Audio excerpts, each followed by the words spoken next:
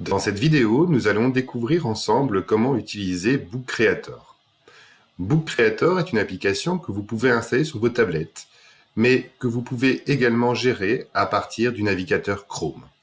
C'est ce que je vais faire dans mon exemple ici. Comme la plupart de ces sites, il vous faut un compte d'utilisation.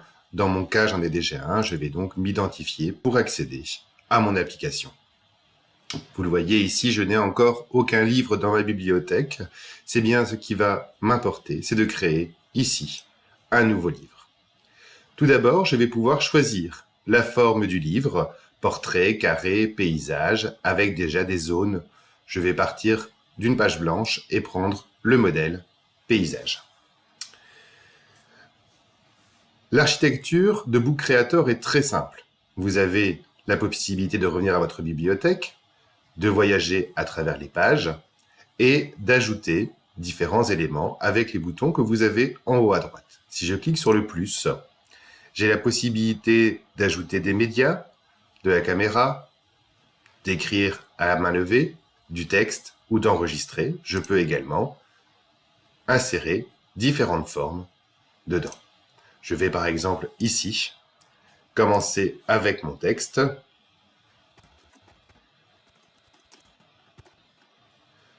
Vous voyez que les boutons de mise en forme sont relativement simples. Lorsque j'ai terminé, je clique. Je vais pouvoir, voyez, bouger ma zone et venir rajouter différents éléments. Je peux par exemple importer un média. Alors là, vous voyez, je peux aller directement sur Google Images, insérer des cartes, insérer des fichiers, insérer des documents depuis mon Drive et puis intégrer ce que nous verrons plus tard. Je vais ici insérer une image directement dans ma couverture. Je n'ai pas la chance de tomber sur mon visage. Je vais juste alors chercher une image d'avatar que je vais pouvoir sélectionner. Voilà, ma couverture est terminée. Je vais passer à la suite et passer donc à la page suivante.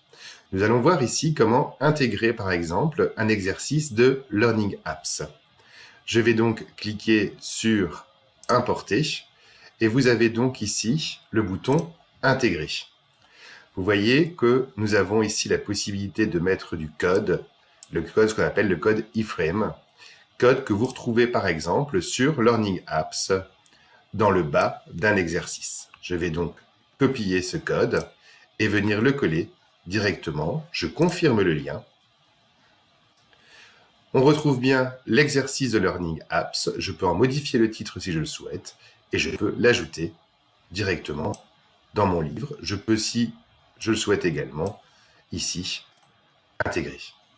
Je continue. Nous avons vu également d'autres possibilités. Je vais à nouveau ici intégrer, mais je pourrais cette fois-ci, par exemple, intégrer un exercice venu directement d'Educandi en copiant le lien et en le mettant directement ici. Vous voyez que à nouveau, je peux modifier le titre et je l'ajoute au livre. Cette fois-ci, il se met sous la forme d'un lien. Je vais ainsi pouvoir, dans mon livre, rajouter différents éléments, les formes comme je vous le parlais tout à l'heure, avec, par exemple, ici la bulle. Le petit i me permettra d'aller modifier le fond de ma page, d'aller modifier et mettre des lignes, ou bien plutôt des notes de musique, de modifier la police, les bordures. Et donc, vous voyez, beaucoup de possibilités. Enfin, lorsque j'ai terminé, je clique sur la petite flèche qui va me permettre de visualiser mon livre. Je vais pouvoir passer en mode plein écran.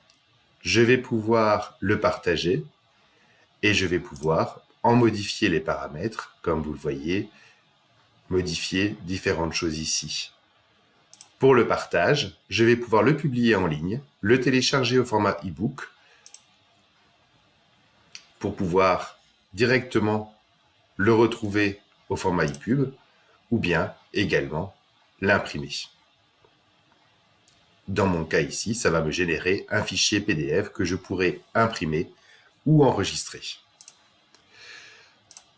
Book Creator est donc vraiment un outil très complet pour l'enseignant, pour lui préparer des livres interactifs, mais qu'on peut utiliser bien évidemment directement avec les élèves pour leur faire eux-mêmes créer une synthèse, une histoire ou un livre sur une de leurs passions par exemple.